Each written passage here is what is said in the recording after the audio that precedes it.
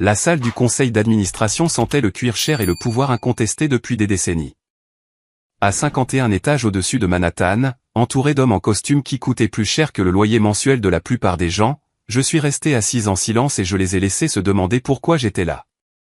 William Morrison se tenait à la tête de la table en acajou, ses cheveux argentés parfaitement coiffés, son costume bleu marine sur mesure assez net pour couper du verre. À 72 ans, il se comportait toujours comme un homme qui n'avait jamais entendu le mot « non ». Ses yeux n'arrêtaient pas de se poser sur moi, la confusion ondulant sur son visage chaque fois qu'il tombait sur mon simple cardigan gris et mes chaussures plates pratiques. Je pouvais voir la question se former. Pourquoi la couturière du Queens est-elle assise à cette table? Ma fille Jessica n'était pas encore là. Je m'en étais assuré. Ce moment devait se dérouler dans un ordre particulier. Madame Sullivan, dit finalement William, sa voix portant ce mélange particulier de condescendance et de politesse. Je ne suis pas sûr. Il y a eu une sorte d'erreur. C'est une réunion du conseil d'administration à huis clos. Il n'y a pas d'erreur, dis-je doucement. Ma voix ne tremblait pas. 68 ans de vie vous apprennent quelles batailles exigent des cris et lesquelles exigent autre chose. Le plus jeune membre du conseil s'agita mal à l'aise. Les deux autres échangèrent des regards. Ils savaient qui j'étais, de la façon dont les familles riches connaissent l'aide, la belle-mère du Queens qui ne s'était jamais vraiment intégrée à leur monde étincelant. La mâchoire de William se crispa. Madame Sullivan, je dois vraiment insister. Je m'emballe, l'interrompis-je. Laissez-moi commencer par le début. Je croisai les mains sur la table. Mon alliance, le simple anneau d'or que James avait mis 3 mois à économiser pour acheter, captait la lumière de novembre. Dehors, Manhattan scintillait. À l'intérieur, l'air s'était immobilisé. Je m'appelle Margaret Sullivan. J'ai 68 ans. J'ai vécu dans la même maison dans le Queens pendant 43 ans. J'ai travaillé comme couturière la plupart de ma vie d'adulte. Et avant cela, j'ai aidé mon mari James à gérer son entreprise de plomberie. Je fis une pause. Pour la plupart d'entre vous, j'ai été invisible pendant 15 ans. L'expression de William passa de l'irritation à l'alarme. Mais pour comprendre comment j'ai fini ici, tenant l'avenir de cette entreprise entre mes mains, vous devez savoir d'où je viens. Vous devez connaître James, Jessica, les choix que j'ai faits et que personne ne connaissait. Je regardais directement William. Et le moment, préparé depuis 15 ans, où j'ai finalement arrêté d'être silencieuse. La salle du conseil était maintenant absolument silencieuse. Dehors, la ville continuait sa vie. Ici, tout s'était arrêté. L'histoire que j'allais raconter allait tout changer. Elle allait briser les illusions, bouleverser les dynamiques familiales et forcer chaque personne dans cette pièce à reconsidérer ce qu'elle pensait savoir sur la femme du Queens qui avait passé 15 ans à être invisible par choix. Mais d'abord, il devait comprendre comment tout avait commencé. Je suis né en 1955 dans un appartement de 2 chambres au-dessus d'une boulangerie polonaise dans le Queens. Mon père était chauffeur de bus. Ma mère faisait des ménages. J'ai appris très tôt que l'argent ne vous rendait pas meilleur que les autres, mais ne pas en avoir rendait la vie plus difficile. En 1975, à l'âge de 20 ans, j'ai rencontré James Sullivan. Il avait 22 ans, apprenti plombier aux mains calleuses et au sourire bienveillant. Nous nous sommes mariés en 1977. En 1981, notre fille Jessica est née. James travaillait dur. Dans les années 90, il avait créé une petite entreprise de plomberie et d'entretien de bâtiments. Rien d'extraordinaire, mais stable. Il m'a appris tout ce qu'il savait sur les bâtiments. Comment ils fonctionnaient, ce qui se cassait, ce qui durait. Margaret, disait-il, un bâtiment, c'est comme une personne. Il faut regarder les os, pas la peinture. Je ne savais pas alors à quel point cette leçon serait importante. En 2003, James est décédé. Il avait 48 ans, une crise cardiaque sur un chantier. Il m'a laissé 3 millions de dollars d'assurance vie et 8 millions de la vente de son entreprise. 11 millions au total. Jessica avait 22 ans, à l'université, en deuil. J'avais 48 ans, veuve, seule. J'aurais pu vivre confortablement avec cet argent pour le reste de ma vie. Mais je ne voulais pas de confort. Je voulais un but. J'ai engagé un avocat. Le bureau de Robert Foster était petit, mais il était vif. Il s'était occupé des contrats de l'entreprise de James. Je veux investir cet argent, lui ai-je dit, prudemment, intelligemment. Que savez-vous de l'investissement? Rien, mais je vais apprendre. J'ai passé 2003 et 2004 à apprendre, livres, séminaires, état financier. En 2004, j'ai fait mes premiers investissements en actions. L'introduction en bourse de Google à 85 $ l'action. J'ai acheté 20 000 actions. Apple se négociait autour de 50 $. J'ai acheté 10 000 actions.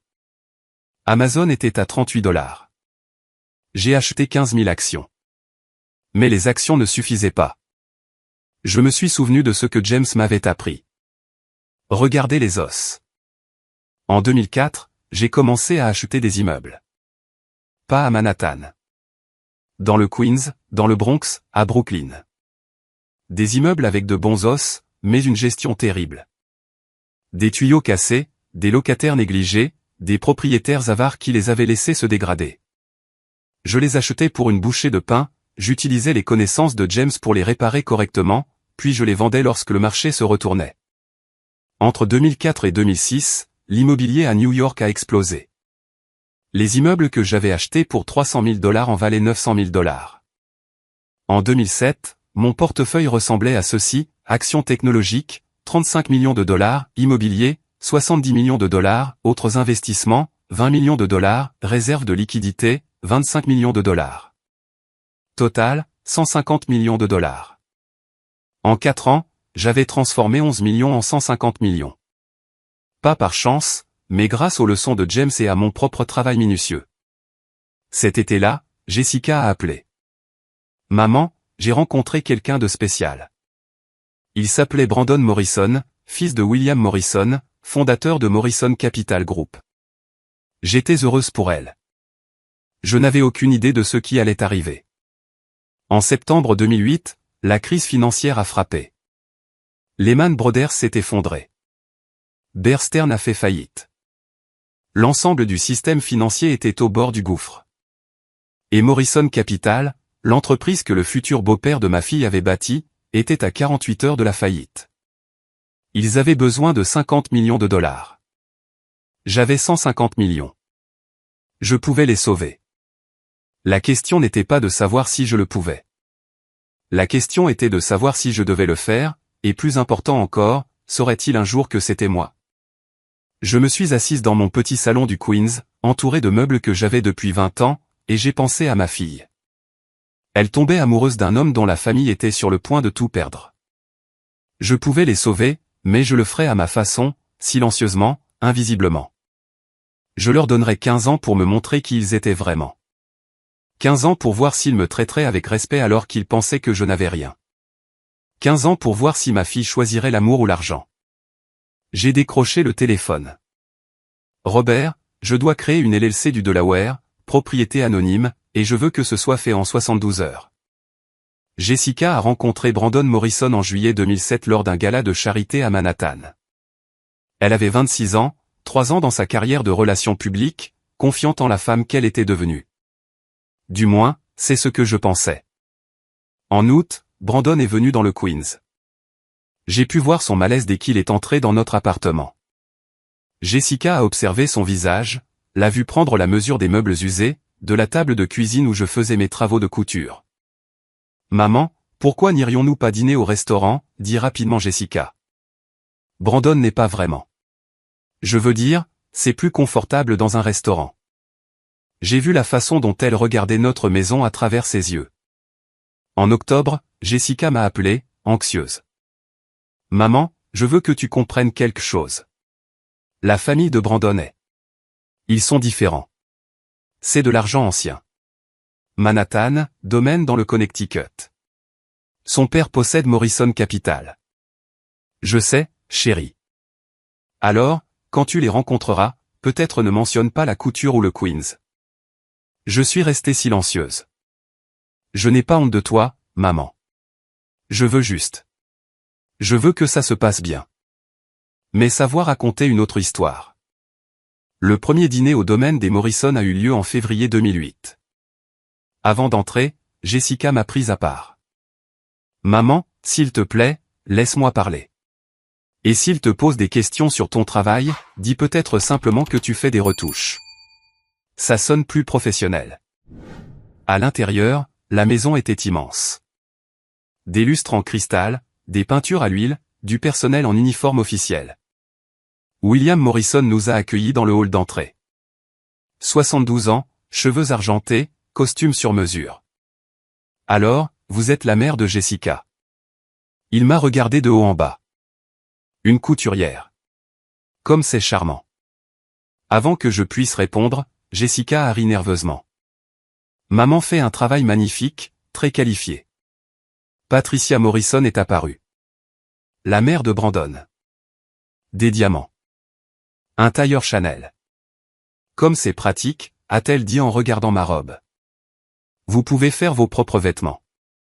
Jessica a rougi, n'a rien dit. Nous nous sommes assis pour dîner. J'ai été placé au bout de la table, près de la porte de la cuisine. Jessica s'est assise près de Brandon, près de William et Patricia. Pendant le dîner, William a dominé la conversation, affaires, héritage des Morrison. À un moment donné, il s'est tourné vers moi. Alors, Margaret, que pensez-vous des conditions actuelles du marché? Avant que je puisse répondre, Jessica est intervenue. Maman ne suit pas vraiment la finance, papa Morrison. Elle est plus dans le travail pratique, manuel. Papa Morrison. Elle avait déjà adopté le titre. Patricia a souri. Comme c'est rafraîchissant. Quelqu'un qui travaille de ses mains. Jessica a hoché la tête avec empressement. Oui, maman est très douée dans ce qu'elle fait. J'ai observé ma fille. J'ai vu qu'elle essayait de m'intégrer à leur monde en me faisant paraître plus petite. Après le dîner, dans la voiture, Jessica s'est tournée vers moi.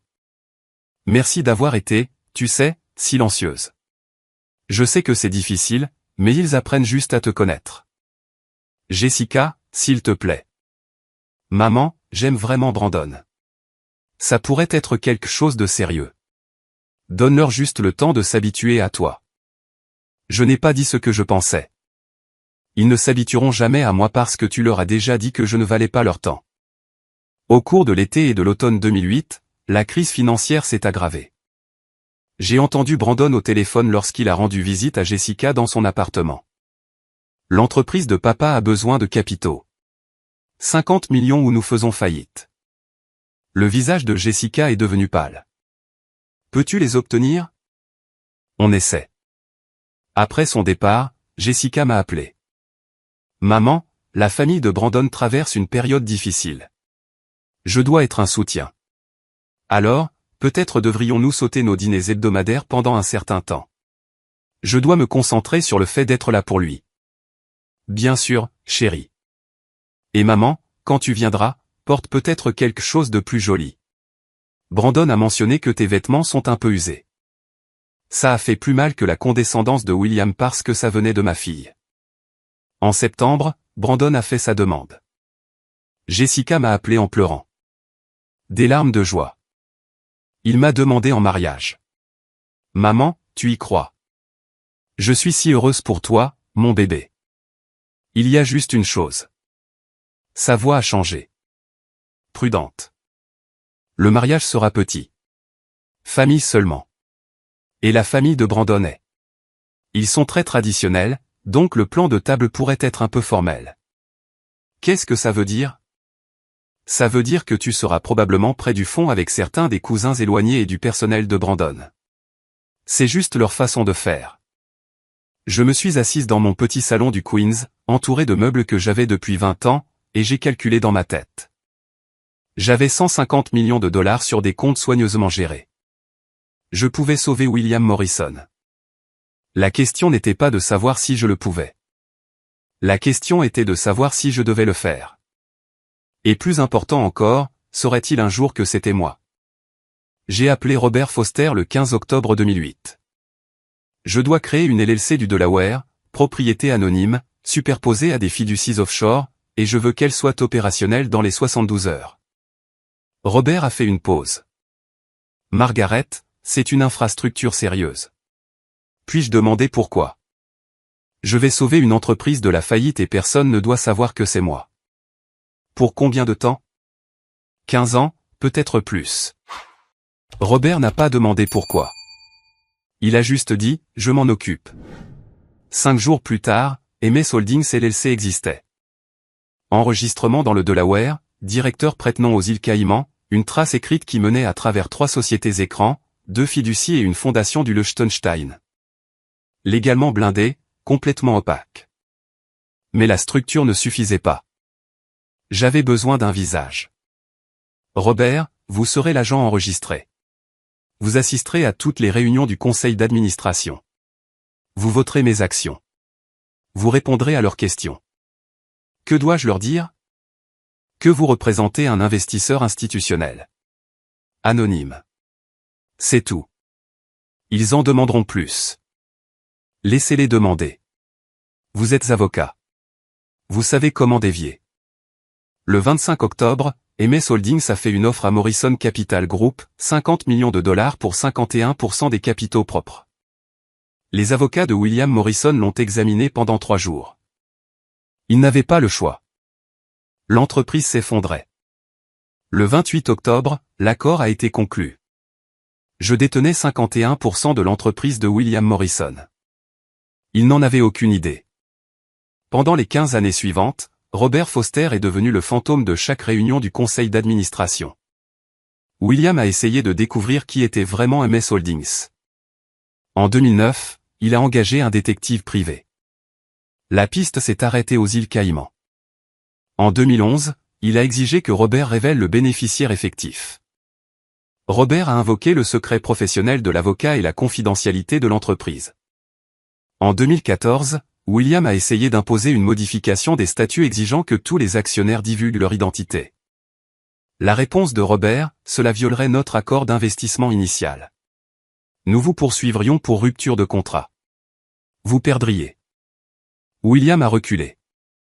Chaque année, Robert assistait aux réunions, votait en mon nom, approuvait les budgets, signait des documents, et chaque année, William s'enrichissait sur mon capital. L'entreprise que j'avais sauvée a prospéré. William a donné des interviews sur son brillant leadership pendant la crise.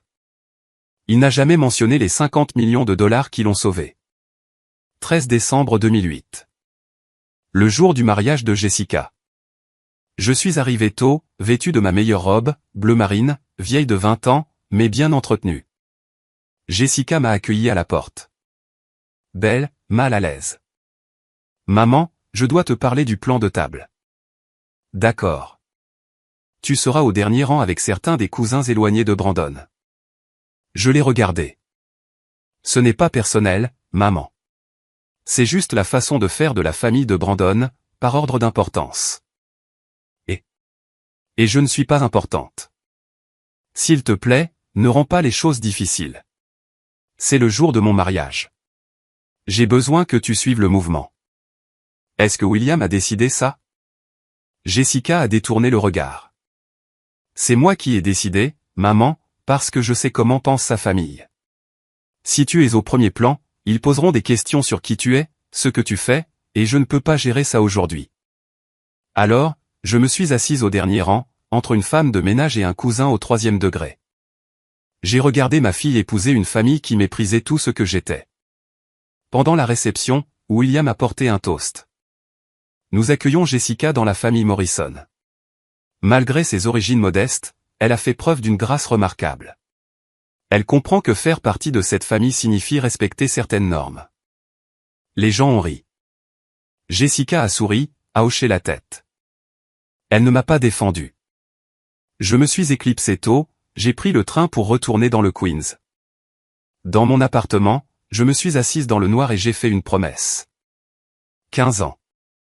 Je leur donnerai 15 ans pour me montrer qui ils étaient vraiment. Je détenais 51% de l'entreprise de William Morrison. J'avais sauvé son héritage, sa réputation, l'œuvre de sa vie. Et au mariage de ma fille, j'étais assise seule au dernier rang pendant qu'il parlait de normes. Robert Foster continuerait d'assister aux réunions, de voter mes actions, de garder mon secret, et j'attendrais. 15 ans. Je me suis dit que j'avais le temps. J'avais 51%. Et j'avais de la patience. Emily est née le 15 mars 2009. Jessica m'a appelé de l'hôpital à 3 heures du matin. Maman, a-t-elle murmuré, tu es grand-mère. J'étais là en 40 minutes.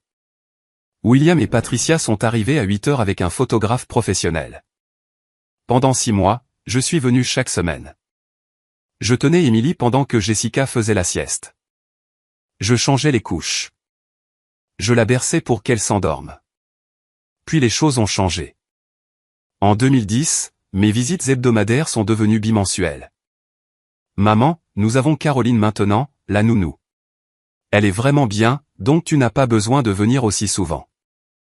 Je ne viens pas parce que tu as besoin de moi. Je viens parce que je veux voir ma petite fille. Je sais, mais Caroline a un emploi du temps. Quand tu viens, ça perturbe les choses. Les visites sont passées à 2 fois par mois. En 2011, j'ai proposé de garder les enfants. Maman, non. Nous payons Caroline pour ça. Je ne demande pas à être payée, Jessica. C'est juste. Tu ne connais pas la routine. Caroline sait comment nous aimons que les choses soient faites. À l'automne, je voyais Émilie 1 fois par mois. Puis Jessica est tombée de nouveau enceinte. Lucas est né en mars 2012. Je l'ai appris sur Facebook. Une photo. Bienvenue au monde, Lucas James Morrison. 67, j'aime. J'ai appelé Jessica. Chérie, tu as eu le bébé. Oh oui, hier. Je voulais t'appeler, maman. C'est juste. Ça a été la folie. Puis-je venir te voir? Peut-être dans quelques jours. Nous sommes encore en train de nous installer. 2 semaines plus tard, je suis enfin venu. Je suis resté 30 minutes. En 2013, Émilie a eu 4 ans. Jessica a organisé une fête d'anniversaire, château gonflable, traiteur, 30 enfants. Je n'étais pas invité. Je l'ai appris sur Facebook. Des photos d'Émilie avec une couronne. William et Patricia au premier plan. J'ai appelé Jessica. Je n'étais pas au courant de la fête d'Émilie. C'était à la dernière minute, maman. Très petit. Il y avait 30 enfants. Silence. Je veux dire, petit du côté de la famille. Juste du côté de Brandon. Jessica, je suis sa grand-mère. Je sais. Je suis désolé. La prochaine fois. Il n'y a pas eu de prochaine fois. En 2014, je suis venu pour Thanksgiving. Émilie avait 5 ans. Elle m'a regardé avec des yeux confus. Qui es-tu? Jessica a ri nerveusement. Émilie, c'est grand-mère Margaret. Tu te souviens? Émilie a secoué la tête.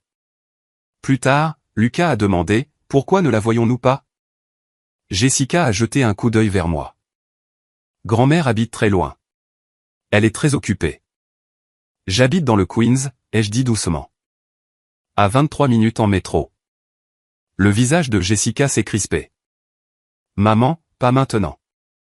Patricia, assise à proximité, a ajouté, certaines personnes préfèrent une vie plus simple, ma chère. Jessica ne l'a pas corrigé. Sur le chemin du retour, Jessica a dit qu'il n'y avait pas de place dans leur voiture.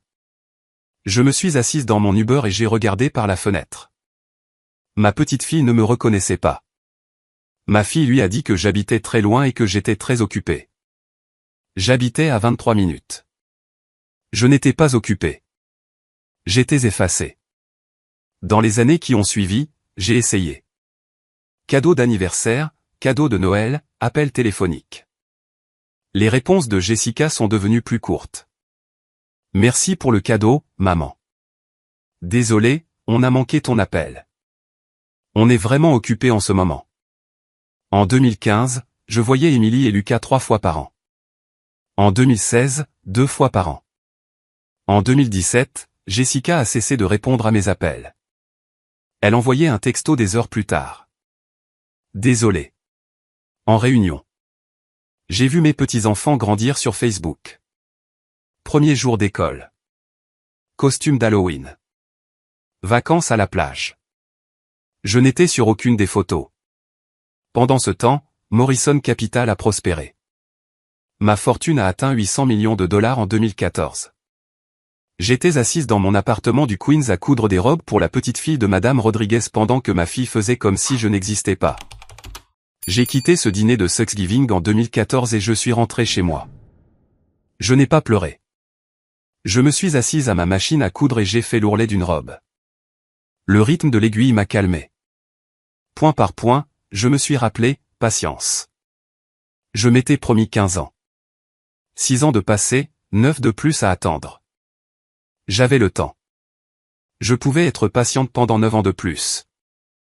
Les gens demandent ce que j'ai fait avec 800 millions de dollars en 2015.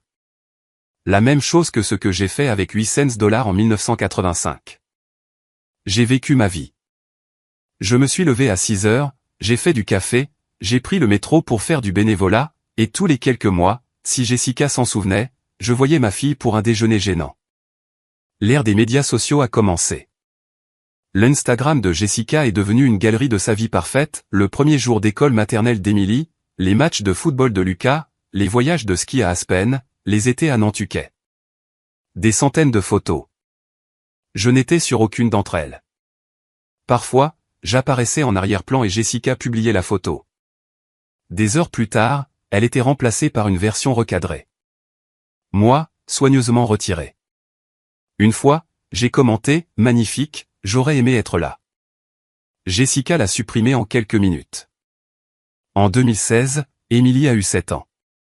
Sa fête a eu lieu au domaine des Morrison. Je l'ai appris par Madame Rodriguez. Margaret, ils avaient des poneys, un magicien, 200 personnes. Je n'étais pas invité. J'ai envoyé un texto à Jessica. J'ai entendu dire que la fête d'Emily était adorable. Elle a répondu 6 heures plus tard. Merci, maman. C'était à la dernière minute. À la dernière minute avec des poneys et un magicien. En 2017, Lucas a commencé à poser des questions. Jessica a posté une vidéo de lui au dîner. Maman, pourquoi grand-mère Margaret ne vient-elle pas à mes matchs? Voix de Jessica, grand-mère Margaret est très occupée, mon chéri. Elle a sa propre vie. Lucas, elle ne nous aime pas. Jessica, elle vit juste différemment de nous. Elle vit différemment de nous.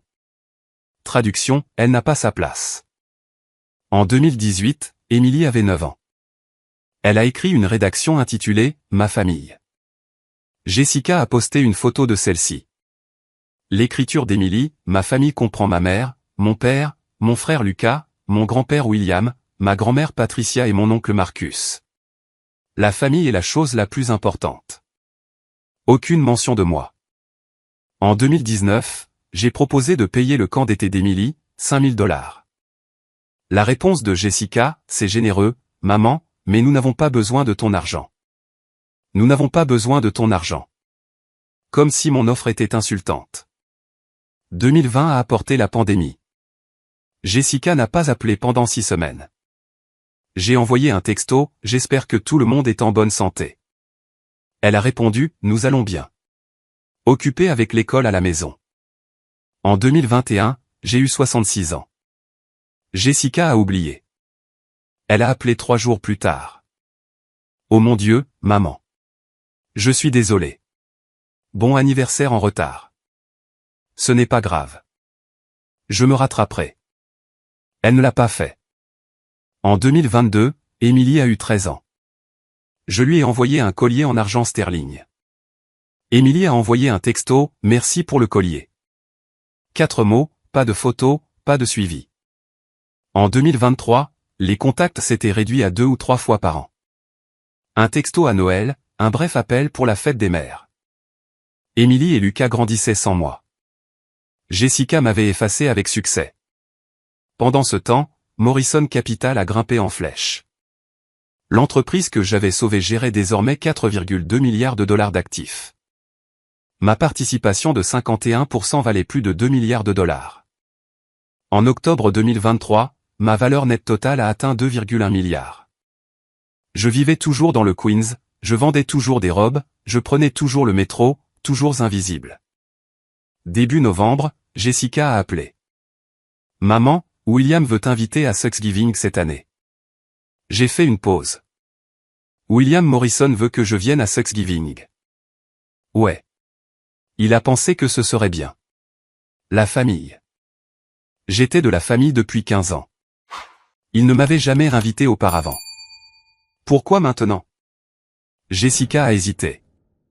Est-ce que ça a de l'importance? C'est une branche d'olivier. Tu devrais l'accepter. 15 ans de silence. 15 ans à être recadré, oublié, effacé, et maintenant soudain une invitation. Ce n'est pas de la gentillesse, ai-je pensé. C'est un piège. Mais j'ai dit, d'accord, je serai là. Parce qu'après 15 ans de silence, j'étais enfin prête à parler. Le mercredi avant Thanksgiving, j'ai fait quelque chose que je n'avais pas fait depuis plus d'une décennie. Je suis allé chez Macy's et j'ai acheté une nouvelle robe. Pas cher. Je ne pouvais toujours pas me résoudre à dépenser plus de $80, mais elle était neuve. Bleu marine, simple, digne. Madame Rodriguez m'a vu monter mes marches d'entrée avec le sac de course. Tu as l'air différente, Margaret, a-t-elle dit en étudiant mon visage. Déterminée. Je le suis, lui ai-je dit. Cet après-midi-là, j'ai appelé Robert Foster. Les documents sont-ils prêts? Tout est préparé, a-t-il dit. Les avis de divulgation ont été rédigés. Le service juridique a tout examiné 2 fois. La réunion du conseil d'administration est prévue pour lundi. Et vous êtes certain que la structure de propriété résistera à un examen minutieux? Margaret, je protège ce secret depuis 15 ans.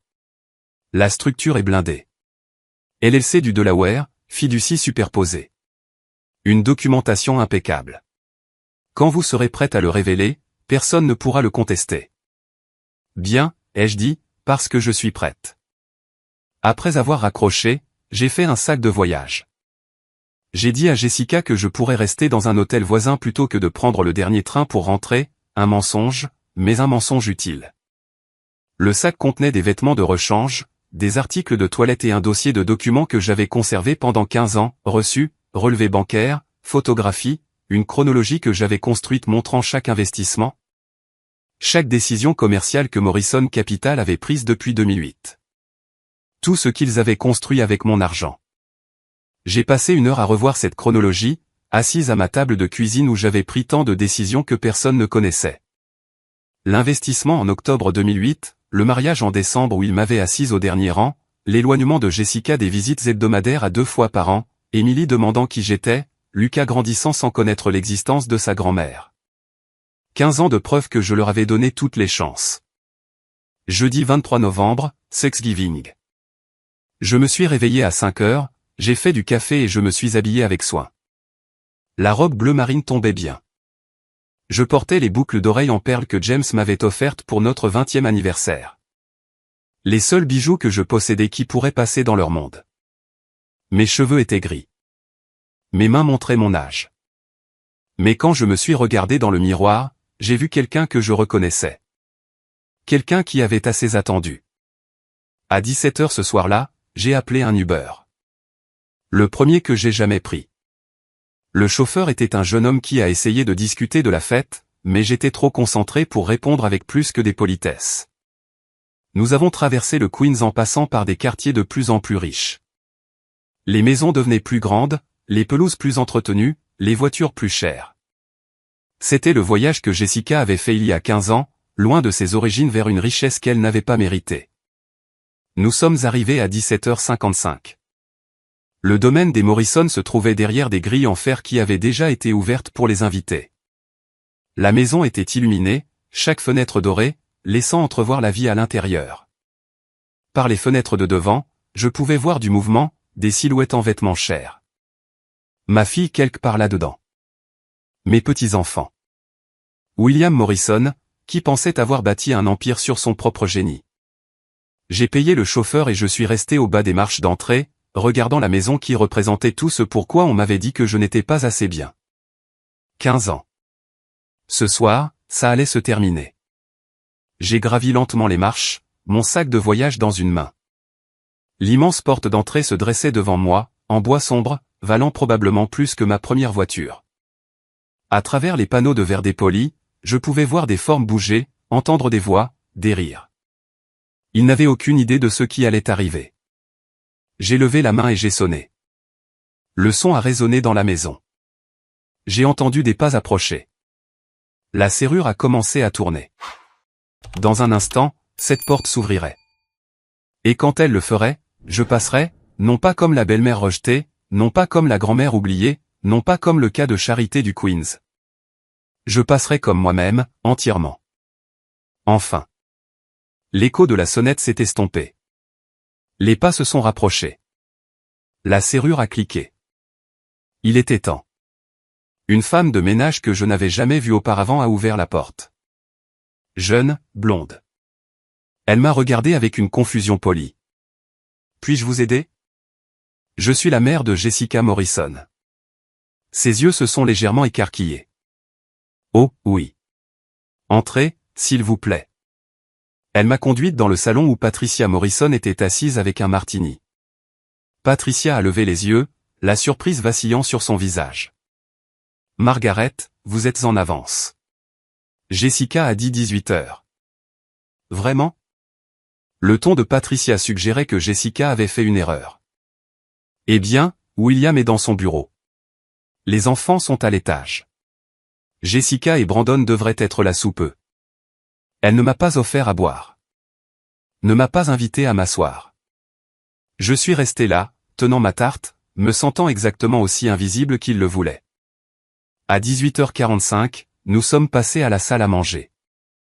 La table était dressée pour 11 personnes. Cristal, porcelaine, chandelier en argent. J'ai attendu de voir où je serais assise. Jessica est apparue dans l'embrasure de la porte. Elle m'a vu et quelque chose a vacillé dans ses yeux. Culpabilité. Agacement. Maman, tu es là. Elle m'a embrassé rapidement sur la joue. Allez, asseyons tout le monde. Elle m'a guidé vers le bout de la table, près de la porte de la cuisine, le siège le plus éloigné de William, qui était assis à la tête comme un roi tenant sa cour. Brandon et Jessica étaient assis près de lui, Marcus à sa gauche, Patricia à sa droite. Emily et Lucas étaient au milieu, assez près pour entendre les adultes, mais assez loin pour être ignorés. Et j'étais au bout, le bout oublié. Le dîner a commencé à 19h. Dinde rôtie, accompagnement préparé par le personnel. Tout était traiteur, sauf ma tarte, qui était restée sur le comptoir, intacte.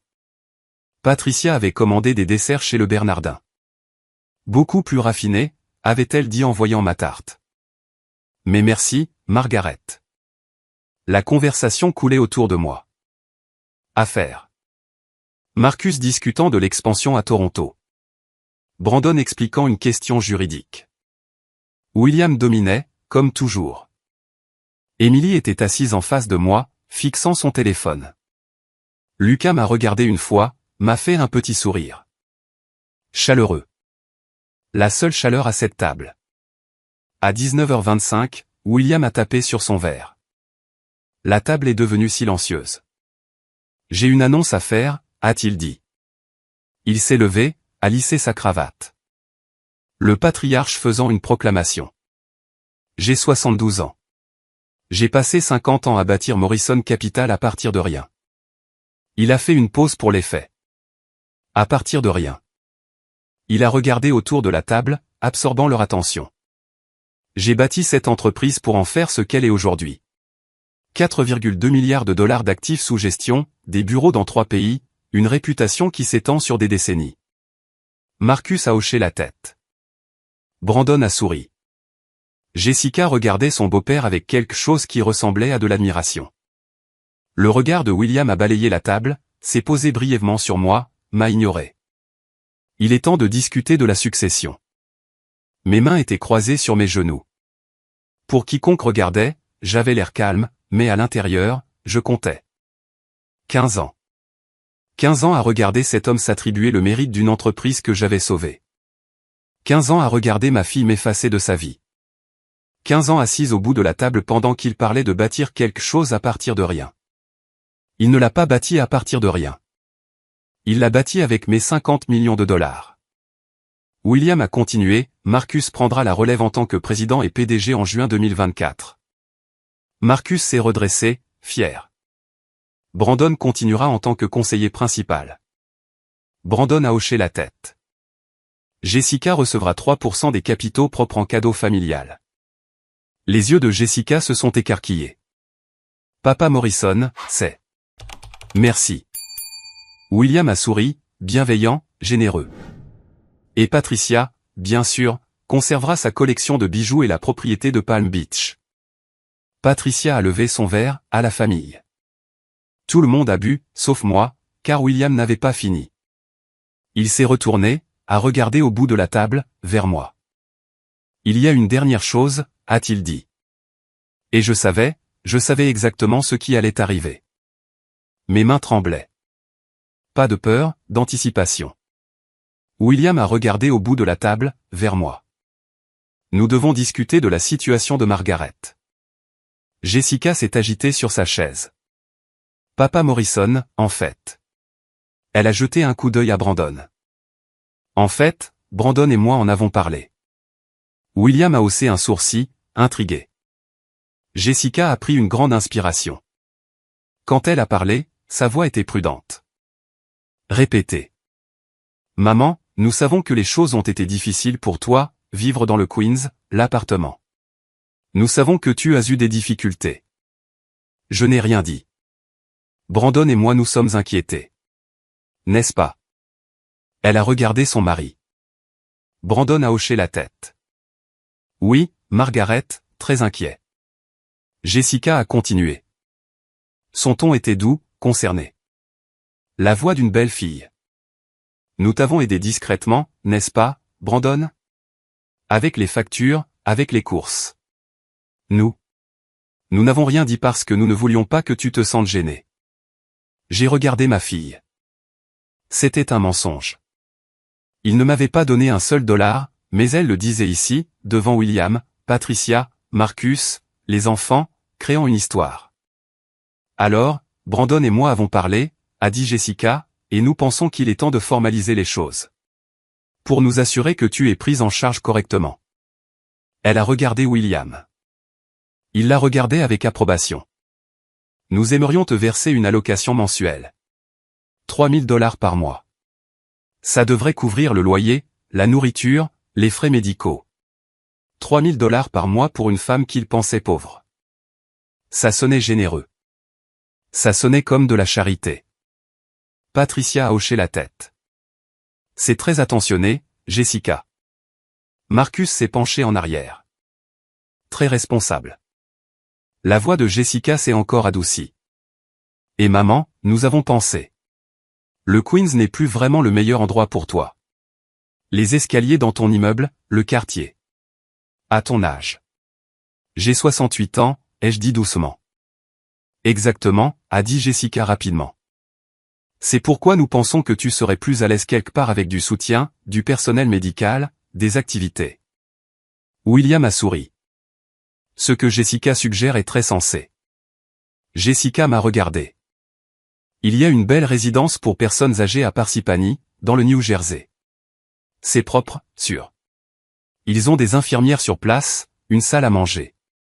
Nous t'installerions dans un bel appartement là-bas. Tu vendrais l'appartement du Queens, ce qui, honnêtement, maman, tu aurais dû faire il y a des années, et tu utiliserais cet argent pour les frais de l'établissement. Elle a fait une pause. Et le meilleur, c'est que tu serais près des soins médicaux, et tu n'aurais pas à t'inquiéter d'être un fardeau. La table était silencieuse. Émilie fixait son assiette. Lucas me regardait, confus. J'ai croisé le regard de Jessica. Tu veux que je vende ma maison, que je déménage dans une maison de retraite et que je vive de 3000 $ par mois que tu me donnes comme charité. Le visage de Jessica a vacillé, sur la défensive. Ce n'est pas de la charité, maman. C'est la famille qui prend soin de la famille. William est intervenu. Margaret, je pense que tu devrais y réfléchir sérieusement. Jessica et Brandon t'offrent la sécurité, la stabilité. La fierté ne paie pas les factures. Il l'a dit gentiment, paternalistement, comme s'il me faisait une faveur. Marcus a ri. Honnêtement, je ne sais pas pourquoi tu es encore dans le Queens. Un établissement dans le New Jersey semble parfait, beaucoup plus approprié. Patricia a levé son verre. À la famille, qui prend soin des siens. Jessica m'a regardé, attendant. Elle s'attendait à ce que je dise merci. Elle s'attendait à ce que je sois reconnaissante.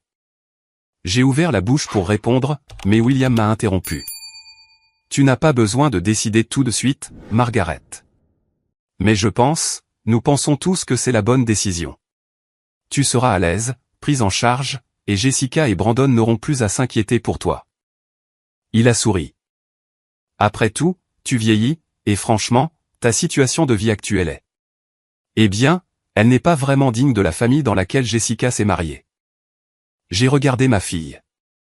Elle n'a pas bronché, ne s'est pas excusée. Elle m'a regardé et a hoché la tête comme pour dire, oui, c'est exactement ça. Alors, a dit William, êtes-vous d'accord que c'est le mieux? La pièce était silencieuse. Tout le monde me regardait. Les yeux d'Émilie étaient grands ouverts. Lucas avait l'air de vouloir dire quelque chose, mais n'osait pas. Le visage de Jessica était calme, expectant. Elle avait orchestré cela, l'allocation, l'établissement, l'histoire selon laquelle il m'avait aidé depuis le début.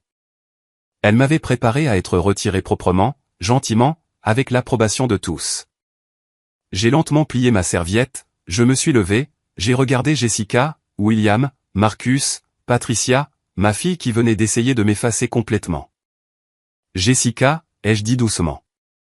Puis-je te parler en privé? Jessica a cligné des yeux. Maman, je ne pense pas, en privé, a dit William en agitant la main. Laisse-la parler, Jessica. Elle est émotive. C'est compréhensible. Jessica s'est levée, à contre-cœur. Nous sommes allés dans le couloir, et c'est là que tout a changé. Nous nous tenions dans le couloir, loin de la salle à manger, loin de leur regard. Jessica a croisé les bras. Maman, s'il te plaît, ne fais pas de scène. Une scène? Tu sais ce que je veux dire. C'est une bonne chose. On essaie de t'aider. J'ai regardé ma fille. Vraiment. Je l'ai regardée. Robe de créateur, coiffure parfaite, des bijoux qui coûtaient plus que ce que la plupart des gens gagnaient en un an. Tu ne m'as pas donné un seul dollar, Jessica. Elle a cligné des yeux. Quoi? Tu as dit que tu m'aidais discrètement, que tu payais mes factures, mes courses. Ce n'est pas vrai. Son visage a rougi. Eh bien, on a prévu de le faire. Tu as menti. Devant tout le monde. Tu as créé une histoire qui te fait paraître généreuse et moi pathétique. Ce n'était pas le cas, maman. Tu déformes les choses. Tu veux que je vende ma maison, que je déménage dans une maison de retraite dans le New Jersey, que je vive de ta charité et que je disparaisse. La voix de Jessica s'est durcie. Est-ce vraiment si terrible? Tu as 68 ans. Tu vis seul dans un appartement exigu du Queens. Tu couds des vêtements pour $20 de l'heure. Il est peut-être temps d'accepter de l'aide. De ta part? Oui, de ma part.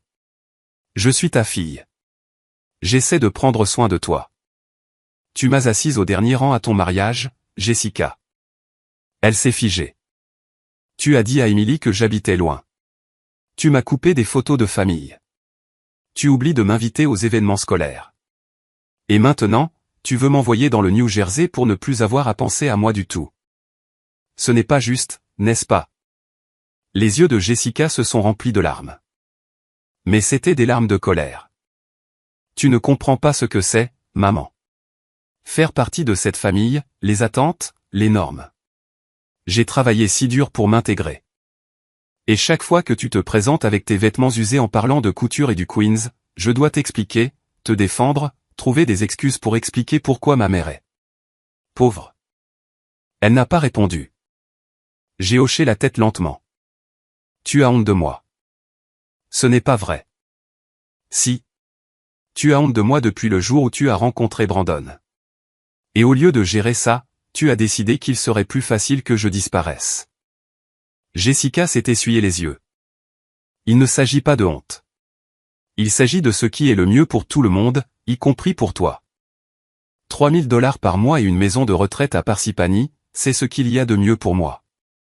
Oui. Sa voix s'est élevée. Oui, maman. Parce qu'en ce moment, tu es une source d'embarras, et je ne peux pas continuer comme ça. Les mots ont plané entre nous. Une source d'embarras. Ma fille, ma Jessica. La petite fille que j'ai élevée seule après la mort de James. Elle me regardait avec quelque chose qui ressemblait à du ressentiment. Je dois y retourner, a-t-elle dit doucement. Ils attendent. Vas-y. Tu viens? Non, je pars. Ses yeux se sont écarquillés. Maman, tu ne peux pas partir comme ça. Regarde-moi faire. Je suis allé à la porte d'entrée, j'ai pris mon manteau. Jessica a suivi. Si tu pars maintenant, ça va ressembler à quoi, Jessica?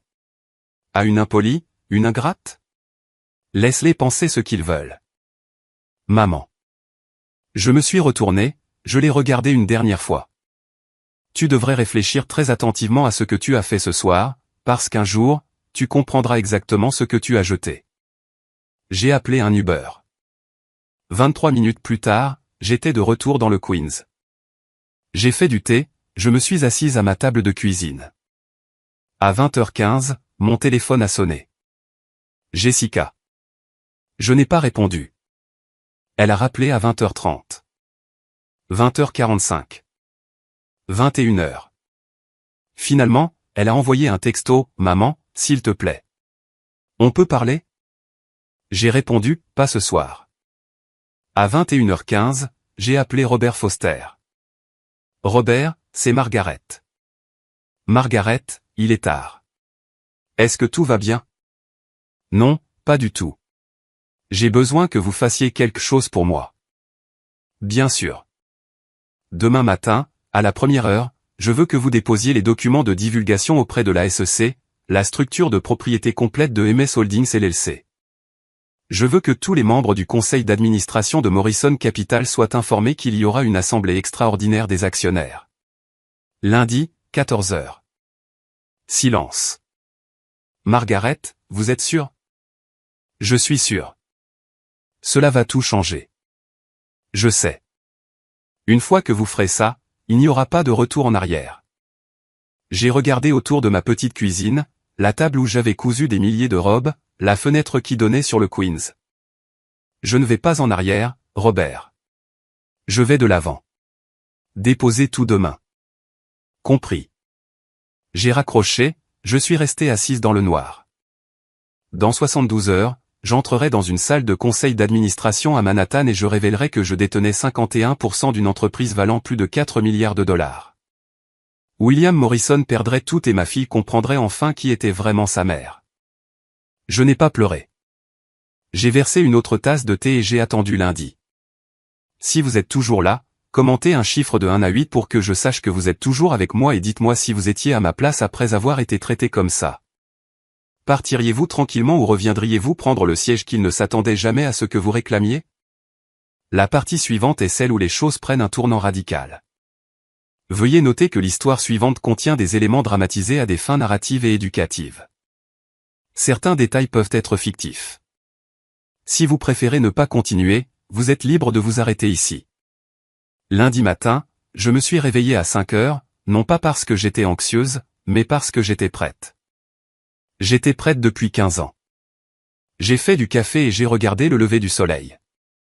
La même vue que j'avais depuis 43 ans. Petit jardin, clôture, maison des voisins.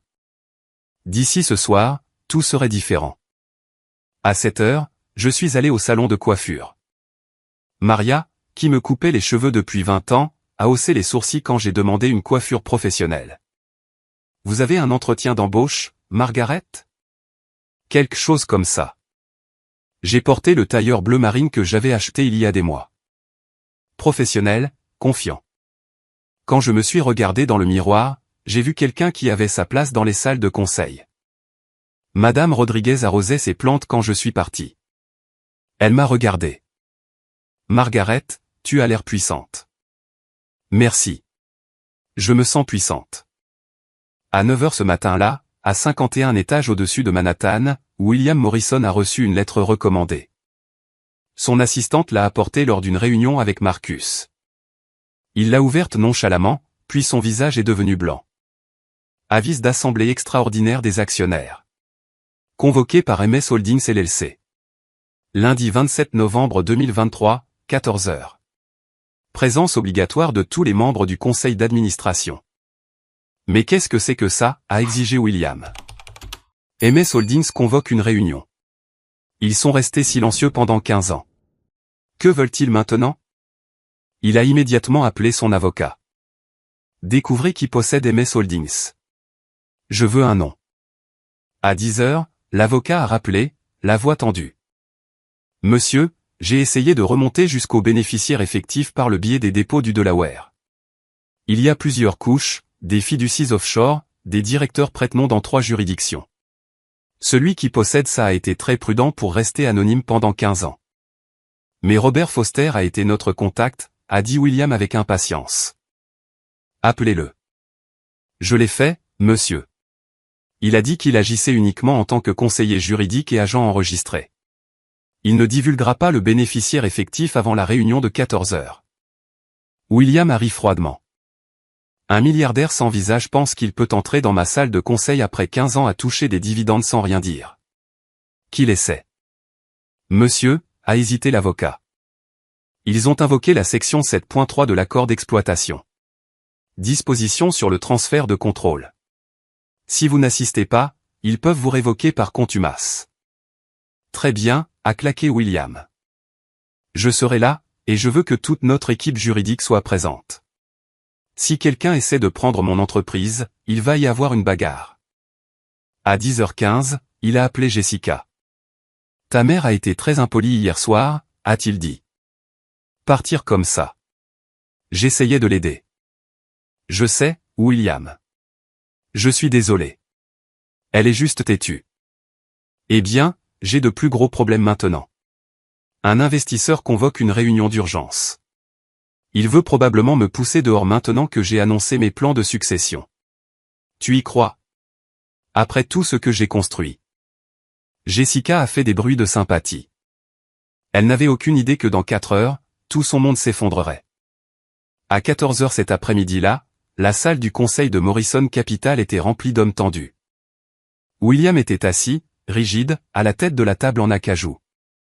Marcus se tenait près des fenêtres, les bras croisés. Les 3 membres indépendants du conseil chuchotaient avec urgence. Les avocats d'entreprise bordaient les murs, prêts au combat. Tout le monde attendait. Personne ne savait ce qui allait arriver. Robert Foster était assis calmement d'un côté, sa mallette fermée, son expression neutre. William ne cessait de le foudroyer du regard, mais Robert ne laissait rien paraître. À 14h05, la porte s'est ouverte. Je suis entré, flanqué de Robert et d'un conseiller financier. William m'a regardé, puis a regardé au-delà de moi, cherchant le véritable propriétaire, un gentleman distingué dans un costume cher. Quand j'ai continué à marcher droit vers la tête de la table, il a éclaté de rire. Margaret, que faites-vous ici? Ce n'est pas un endroit pour les couturières. Allez attendre Jessica dehors. Je ne me suis pas arrêté. J'ai atteint la tête de la table où il était assis. Levez-vous, William. Son sourire a vacillé. C'est ma place. Non, ai-je dit doucement. C'est la mienne. Et à partir de cet instant, vous n'avez plus l'autorité de donner des ordres à quiconque dans ce bâtiment. J'ai regardé Robert. Il a ouvert sa mallette et a placé des documents devant chaque membre du conseil. William a saisi sa copie, son visage passant du rouge au blanc en lisant « MS Holdings LLC ». Bénéficiaire effectif, Margaret Ann Sullivan. Participation, 51% des capitaux propres. Date d'entrée en vigueur, 28 octobre 2008. Vous, sa voix s'est brisée. C'est vous MS Holdings. Je me suis assise dans son fauteuil. Messieurs, ai-je dit, ma voix portant à travers la pièce silencieuse. Je m'appelle Margaret Sullivan. Je suis la fondatrice et l'unique propriétaire de MS Holdings LLC, et je détiens 51% de cette entreprise. J'ai regardé autour de la table, le visage cendré de William, la mâchoire pendante de Marcus, les membres du conseil figés d'incrédulité. Pouvons-nous commencer? Je me suis assise à la tête de la table de William Morrison, et j'ai ouvert mon dossier. Messieurs, ai-je dit, laissez-moi vous présenter la chronologie. Robert Foster a distribué des dossiers à chaque membre du conseil. Documentation, relevés bancaires, dépôts légaux. 25 octobre 2008. Morrison Capital était à 48 heures de la faillite. L'entreprise avait besoin de 50 millions de dollars ou elle s'effondrerait. Le visage de William était blanc. À cette date, MS Holdings LLC a fait une offre. 50 millions de dollars pour 51% des capitaux propres. J'ai regardé William. Vos avocats ont examiné les conditions pendant 3 jours. Accord de participation standard, siège au conseil d'administration, dispositions de protection, tout était légal et transparent. L'accord a été conclu le 28 octobre 2008. Un des membres du conseil, James Chen, a pris la parole. Madame Sullivan, nous savons depuis 15 ans que MS Holdings détient 51%. Ce que nous ne savions pas, c'est que vous êtes MS Holdings. Correct. Mais plus important encore, ai-je continué, ce que vous ne savez pas, c'est ce que William prévoyait de faire aujourd'hui. J'ai sorti un autre document. Il y a 3 semaines, les avocats de William ont rédigé un nouveau règlement intérieur, la section 7.4. Il aurait exigé que tous les actionnaires détenant plus de 10% divulguent publiquement leur identité ou renoncent à leur droit de vote. Le silence se fit dans la pièce. Le vote était prévu pour aujourd'hui. Après son annonce de succession, il prévoyait de priver MS Holdings de son pouvoir de vote, puis de consolider le contrôle avec Marcus et Brandon. Les avocats de William ont commencé à parler. Je l'ai interrompu. C'est une stratégie astucieuse. Forcer l'actionnaire anonyme à se révéler ou à perdre son pouvoir. Sauf qu'il y a un problème. J'ai fait glisser le document sur la table. Notre accord d'investissement initial de 2008 interdit spécifiquement toute modification des statuts qui affectent matériellement les droits des actionnaires sans un consentement unanime. Robert Foster bloque cela depuis 3 semaines. C'est pourquoi cette réunion d'urgence a été convoquée. Vous ne prévoyez pas d'annoncer une succession, William. Vous prévoyez un coup d'État. Marcus s'est penché en avant. Ce n'est pas, tais-toi, Marcus. Je n'ai pas élevé la voix. Je n'en avais pas besoin. Je me suis retourné vers le conseil. Maintenant, laissez-moi vous dire qui je suis et comment je suis arrivé ici. Mon mari, James, est décédé en 2003. Il m'a laissé 11 millions de dollars. J'ai investi prudemment, actions technologiques, immobilier. En 2007, j'avais 150 millions. En octobre 2008, j'ai utilisé 50 millions de cette somme pour sauver cette entreprise. Chaque expansion majeure depuis lors a été financée par mon capital. Le bureau de Toronto en 2012, l'acquisition de Brennan en 2015, la tour de Chicago en 2019. J'ai sorti mon téléphone et j'ai appuyé sur « Lecture ». La voix de Jessica a rempli la pièce. Patricia, j'ai besoin de tes conseils. C'est à propos de ma mère. Voix de Patricia, qu'est-ce qu'il y a avec elle? Elle devient un problème. Chaque fois qu'elle se présente, j'ai l'impression de devoir m'excuser pour elle. Que veux-tu dire? Qu'elle ne fait pas vraiment partie de ce monde. Alors peut-être est-il temps de créer une certaine distance, ma chère. Tu as raison. Je me sens juste coupable. Ne le sois pas. Tu protèges ta famille. Ta vraie famille. L'enregistrement s'est terminé. Cette conversation a eu lieu il y a 2 ans. Ma fille m'a systématiquement effacé de sa vie parce qu'elle avait honte. Il y a 4 jours, au dîner de Thanksgiving, elle a proposé de m'envoyer dans une maison de retraite dans le New Jersey avec 3000 dollars par mois comme charité. Elle a fait cela alors qu'elle était assise à une table achetée avec les bénéfices d'une entreprise que je possède. Je me suis levé. Je détiens 51% de cette entreprise. Morrison Capital gère actuellement 4,2 milliards de dollars d'actifs. Ma participation vaut plus de 2 milliards. William Morrison, vous avez essayé de me priver de mes droits de vote pour pouvoir confier cette entreprise à votre fils. Ça s'arrête maintenant. Je propose que William Morrison soit démis de ses fonctions de PDG avec effet immédiat. Que Marcus Morrison soit licencié en tant que vice-président. Et que Brandon Morrison soit rétrogradé au rang d'associé principal avec un statut probatoire. James Chen a regardé les autres membres du conseil. Je seconde. Tous pour. 3 mains se sont levées immédiatement. Avec mes 51%, le vote a été adopté. La sécurité vous escortera dehors, William. William s'est levé, tremblant. Son visage était passé du blanc au rouge puis au gris. Vous ne pouvez pas faire ça. J'ai bâti cette entreprise. Vous l'avez bâtie avec mes 50 millions de dollars, et vous venez d'essayer de me la voler. J'ai fait un signe de tête à la sécurité. La porte s'est ouverte. Jessica se tenait là, pâle, tremblante. Elle avait tout entendu. Maman. J'ai regardé ma fille. Entre, Jessica. Nous devons parler. Ma fille est entrée dans cette salle de conseil à 15h15. Son visage était strié de larmes, ses mains tremblaient. Le monde soigneusement construit qu'elle avait bâti s'effondrait autour d'elle. Elle avait entendu l'enregistrement, s'était entendu dire à Patricia que je devenais un problème, que je ne comprenais pas comment les choses fonctionnaient. Elle avait entendu le vote, vu William et Marcus escortés par la sécurité. Maintenant, elle se tenait dans l'embrasure de la porte, me fixant.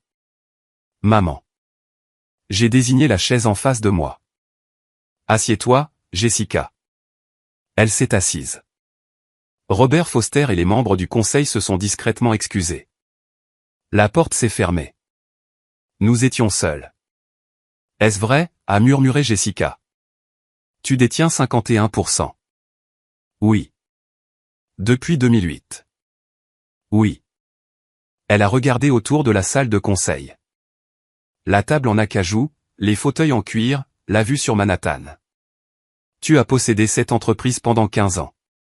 Tu as sauvé William de la faillite. Et tu ne me l'as jamais dit. Non. Pourquoi? Je me suis penché en avant. Parce que je voulais voir qui tu deviendrais, qui tu choisirais d'être quand tu pensais que j'étais impuissante. Jessica a tressailli. Je voulais savoir, ai-je continué, si tu m'aimerais pour qui je suis. Si tu me défendrais, si tu me traiterais avec respect, même quand tu pensais que je n'avais rien. Maman, tu ne l'as pas fait. Ses yeux se sont remplis de larmes. Ce n'est pas juste, n'est-ce pas? Tu m'as assise au dernier rang à ton mariage. Tu as dit à tes enfants que j'habitais loin et que j'étais trop occupé pour les voir.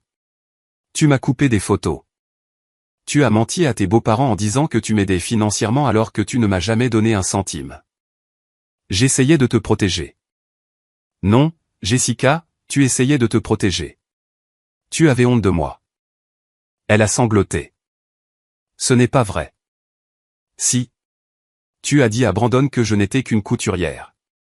Tu as dit à Patricia que je devenais un problème. Il y a 4 jours, tu t'es tenu devant ta famille et tu as proposé de m'envoyer dans une maison de retraite dans le New Jersey.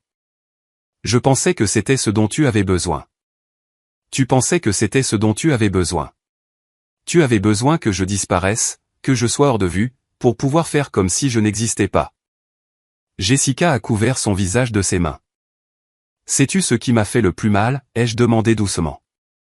Ce n'était pas la condescendance de William. Ce n'était pas la cruauté de Patricia. C'était toi, ma fille. La petite fille que j'ai élevée seule après la mort de ton père. Tu les as choisis plutôt que moi, à chaque fois. Je suis désolé. Es-tu désolé, ou es-tu désolé de t'être fait prendre? Elle a levé les yeux. Le mascara coulait sur ses joues. Les deux. Je suis désolé pour les deux. Au moins, c'était honnête. Qu'est-ce qui se passe maintenant, a-t-elle murmuré. Maintenant, Morrison Capital a une nouvelle direction. William est parti. Marcus est parti. Brandon est rétrogradé. L'entreprise sera dirigée par des gens qui ont mérité leur poste, pas des gens qui en ont hérité. Et moi? Tu gardes tes 3% de participation. Considère ça comme un cadeau. Mais tu n'as pas de place à cette table, Jessica. Tu ne l'as pas mérité. Elle a hoché la tête, brisée. Puis-je te poser une question, ai-je dit. Quoi? Si je t'avais dit il y a 15 ans que je valais 150 millions de dollars, m'aurais-tu traité différemment? Jessica a ouvert la bouche, l'a refermée. Sois honnête. Elle a baissé les yeux. Oui, probablement. C'est ce que je pensais. Je me suis levé. Je t'aime, Jessica. Je t'aimerai toujours. Mais l'amour ne signifie pas accepter d'être maltraité. Plus maintenant. Je me suis dirigé vers la porte. Maman, attends. Je me suis retourné. J'ai besoin de temps, ai-je dit. Pour savoir si nous pouvons reconstruire ça. Mais cela va exiger que tu regardes très attentivement les choix que tu as faits, qui tu es devenu, et que tu décides si c'est ce que tu veux être. Jessica a hoché la tête à travers ses larmes. J'ai ouvert la porte. Quand tu seras prête à parler, vraiment parler, appelle-moi. Mais pas avant. Je suis sorti, j'ai descendu le couloir, je suis entré dans l'ascenseur. Les portes se sont fermées. J'ai descendu 51 étages. Et pour la première fois en 15 ans, j'ai pleuré. Pas de tristesse, de soulagement. J'étais enfin libre. Je suis rentré dans le Queens par le train numéro 6. Personne ne m'a remarqué. Une femme de 68 ans dans un tailleur bleu marine qui venait de faire tomber l'empire d'un homme de 72 ans. Madame Rodriguez arrosait ses plantes quand je suis arrivé. Margaret, tu as l'air différente. Je me sens différente. Bonne. Différente. J'ai souri. Oui, bonne. Différente. Ce soir-là, mon téléphone a commencé à sonner. Jessica, encore et encore. Je n'ai pas répondu. À 22h, elle a envoyé un texto, « Maman, s'il te plaît. J'ai besoin de te parler. » À 22h30, je sais que j'ai tout gâché. S'il te plaît, laisse-moi juste m'expliquer. À 23h, je suis tellement désolé. S'il te plaît, maman. À minuit, je t'aime. S'il te plaît, ne me ferme pas la porte. J'ai éteint mon téléphone et j'ai regardé par la fenêtre. Jessica était assise sur les marches devant mon immeuble. Elle avait conduit depuis le Connecticut, 1h30. À minuit, elle est restée assise là pendant 2 heures, juste assise, fixant ma fenêtre. Je ne suis pas descendu. À 2h du matin, Madame Rodriguez est sortie en peignoir, a apporté un café à Jessica. Elles ont parlé quelques minutes, puis Jessica est partie. Le lendemain matin, mardi, la nouvelle a éclaté. Le PDG de Morrison Capital est évincé par un mystérieux actionnaire majoritaire.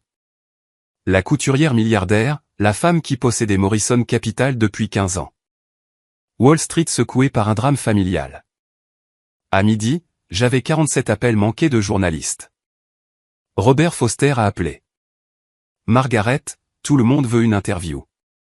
Le Times, le journal, Bloomberg. Refusez tout. Ils offrent des sommes importantes. Je n'ai pas besoin d'argent, Robert. J'ai besoin de paix. Compris. Les conséquences immédiates ont été rapides. William Morrison a été escorté de son bureau à 15h30 le lundi. La sécurité l'a surveillé pendant qu'il emballait ses affaires. J'ai appris plus tard qu'il avait essayé de prendre des dossiers, des documents d'entreprise, des archives personnelles, a-t-il prétendu. La sécurité l'a arrêté. Tout ce qu'il avait construit chez Morrison Capital est resté chez Morrison Capital. Il est parti par l'ascenseur de service, le quai de chargement, pas par l'entrée des cadres qu'il avait utilisés pendant 50 ans. Une employée, une analyste junior qu'il avait publiquement humiliée le mois dernier, se tenait près de l'ascenseur. Elle n'a rien dit, elle a juste regardé. William l'a vu. Son visage s'est décomposé. Mercredi, ses avocats ont appelé les miens. Le domaine du Connecticut avait une hypothèque auprès de l'une de mes sociétés de portefeuille. Il voulait renégocier les conditions. La réponse de Robert, le prêt est exigible en totalité dans les 30 jours, conformément à la clause d'accélération déclenchée par la cessation d'emploi de M. Morrison. S'il ne peut pas payer, la propriété sera saisie. William ne pouvait pas refinancer. Aucune banque ne voulait le toucher. La maison a été mise en vente le jeudi matin. Marcus Morrison a été licencié le mardi matin. Son bureau a été fouillé. Des courriels supprimés ont été récupérés, montrant une fraude systématique, des dîners qui n'ont jamais eu lieu, des voyages d'affaires à Vegas avec des maîtresses, des chambres d'hôtel facturées comme des réunions de clients. Le total, 300 000 $ sur 5 ans. Mes avocats ont envoyé l'audit à toutes les grandes sociétés financières de New York avec une simple note, pour vos dossiers de diligence raisonnable. Marcus a été mis sur liste noire en 48 heures. Brandon Morrison a reçu sa lettre de rétrogradation le mardi après-midi. Son bureau d'angle a été réattribué. Son assistante a été transférée. Jeudi, il était dans un cubicule au 38e étage avec un superviseur de 22 ans. Il ne s'est pas plaint, n'a pas discuté, il a juste travaillé. Patricia Morrison a demandé la séparation de corps le jeudi. Pas le divorce. Elle était trop intelligente pour ça. La séparation signifiait qu'elle gardait l'accès à la fiducie familiale, mais elle a perdu tout le reste. Le country club lui a demandé de démissionner. Les conseils d'administration des œuvres de charité ont discrètement retiré son nom des en-têtes. Elle m'a envoyé un courriel jeudi soir. Vous avez détruit ma famille. J'espère que vous êtes heureuse. Je n'ai pas répondu. Mercredi matin, Jessica est revenue. J'ai ouvert la porte. Elle se tenait là, en jean et sweatshirt. Pas de maquillage, les yeux gonflés. Maman. Pas encore. Jessica, s'il te plaît. J'ai juste besoin. Je sais ce dont tu as besoin, mais je ne suis pas prête. Des larmes coulaient sur son visage. J'ai tout détruit, n'est-ce pas? J'ai regardé ma fille, brisée, perdue. Non, tu as détruit ce que tu pensais qui comptait. Maintenant, tu dois comprendre ce qui compte vraiment. Quand puis-je t'appeler? Quand tu seras prête à faire le travail. Le vrai travail. Pas seulement des excuses. Elle a hoché la tête et est partie.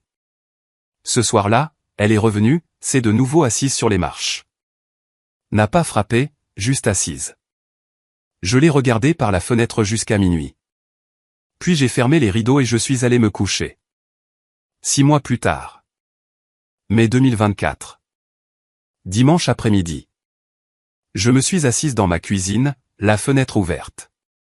Une brise de printemps. L'odeur de la cuisine de Madame Rodriguez montant de l'étage inférieur. Mon téléphone a vibré. Jessica. On arrive. Émilie a fait le dessert. Lucas veut te montrer quelque chose. Il y a 6 mois, ce mot n'aurait pas été possible. La sonnette a retenti à 15 heures. Jessica se tenait là avec Émilie et Lucas. Émilie tenait un plat couvert. Lucas serrait un dossier. Salut, maman. Salut, chérie. Entrez. Nous faisions cela depuis 3 mois maintenant. Tous les dimanches. Le premier mois avait été horrible. Des conversations guindées, de longs silences. Jessica pleurant dans ma salle de bain. Mais lentement, ça s'est amélioré. Jessica avait commencé une thérapie en décembre, 2 fois par semaine avec le docteur Rachel Chen. En février, nous avions commencé une thérapie familiale 1 fois par mois. Lors de notre 2e séance, j'avais demandé « Pourquoi les as-tu choisis plutôt que moi ?» Jessica a sangloté. Parce que je pensais que leur approbation me rendrait entière. Je pensais que si je pouvais être assez bien, je compterais enfin. Et là tu étais. J'étais toujours la femme de Brandon, jamais juste Jessica. Et maintenant? Maintenant je découvre qui est vraiment Jessica. Aujourd'hui, nous avons cuisiné ensemble. Rôti de bœuf, purée de pommes de terre, haricots verts. Émilie m'a parlé de la Fondation Sullivan. Grand-mère, nous avons approuvé 12 subventions commerciales ce mois-ci. Madame Patel veut ouvrir une entreprise de traiteur comme elle en avait à Main-Bay. Vous l'avez approuvé. Émilie a hoché la tête. Le conseil a voté oui hier. Elle a pleuré. J'ai serré sa main. Tu apprends à quoi sert vraiment la richesse. Lucas a ouvert son dossier. Des dessins d'architecture. Détaillés. Soignés. Je veux être architecte. Comme grand-père James réparait les bâtiments, je veux les concevoir. Ma gorge s'est serrée. Il serait si fier. Maman m'a parlé de lui. De regarder les os, pas la peinture. J'ai regardé Jessica. Elle a souri. Triste, mais sincère. Je voulais qu'il connaisse aussi le côté Sullivan. Le côté qui construit des choses. Après le dîner, Émilie m'a montré des photos, des événements scolaires, des matchs de football. Lucas s'est endormi sur mon canapé. Jessica m'a aidé à faire la vaisselle. Maman, je dois te dire quelque chose. Quoi? Je quitte Brandon. Il a arrêté de laver, s'est tourné pour lui faire face. Pas à cause de l'argent. Parce que je l'ai épousé pour les mauvaises raisons. Pour échapper à un sentiment d'inadéquation. Tu es sûr? Oui. Nous nous séparons en juin. C'est à l'amiable. Il comprend. Les enfants, ils iront bien. Nous serons coparents. Brandon a été bien à ce sujet. Je l'ai serré dans mes bras. Je suis fier de toi. Elle a pleuré. J'ai perdu tellement de temps. Non, tu as appris qu'il y a une différence. Morrison Capital s'était transformé sous la direction du docteur Patricia Reynolds. La performance s'était améliorée de 40% en 6 mois. J'avais créé la fondation Sullivan avec 100 millions de dollars, subventions pour les mères de la classe ouvrière, bourse d'études, aide juridique. Emily faisait du bénévolat tous les week-ends. Lucas avait conçu le site web. Jessica y travaillait à temps partiel. Pas de titre, pas de salaire, juste du travail. Apprendre à servir au lieu de se produire. À 18h, ils sont partis. Emily m'a serré dans ses bras. À samedi prochain. Lucas a agité ses dessins sous le bras. Jessica se tenait à la porte. Merci, maman, de ne pas avoir renoncé à moi. Je suis ta mère. Ce n'est pas possible. Elle a souri. Réel, sincère. Après leur départ, je me suis assise à ma machine à coudre. Pas pour coudre, juste pour m'asseoir. J'ai pensé aux 15 dernières années, à la douleur, à l'invisibilité, mais surtout aux 6 derniers mois. Des secondes chances méritées, pas données. Je n'étais plus invisible. Pas parce que j'avais révélé ma richesse, mais parce que j'avais exigé d'être vu selon mes propres termes. Et lentement, ma famille apprenait à me voir. Pas comme la pauvre Margaret, pas comme la riche Margaret, juste comme Margaret. Juste comme maman. Et c'était assez. Jessica se tenait à ma porte. Elle ne portait pas de vêtements de créateur, juste un jean et un simple pull. Emily tenait un plateau de dessert. Lucas tenait une boîte à chaussures. Ils avaient tous l'air anxieux. Salut, maman, dit doucement Jessica. J'ai souri. Entrez. Le dîner est presque prêt. C'était un dimanche soir de mai 2024. 6 mois depuis cette réunion du conseil d'administration de novembre. 6 mois depuis que j'avais cessé d'être invisible. Mon appartement avait changé, 3 chambres maintenant, avec des chambres pour les petits-enfants quand ils venaient. Emily et Lucas ont couru voir les leurs, s'exclamant devant la peinture fraîche et les étagères. Nous avons cuisiné ensemble. Jessica a aidé avec la salade, ses mouvements maladroits, mais sincères. Elle n'avait jamais appris à cuisiner. Patricia avait du personnel pour ça. Mais elle essayait. Le dîner était un rôti de bœuf.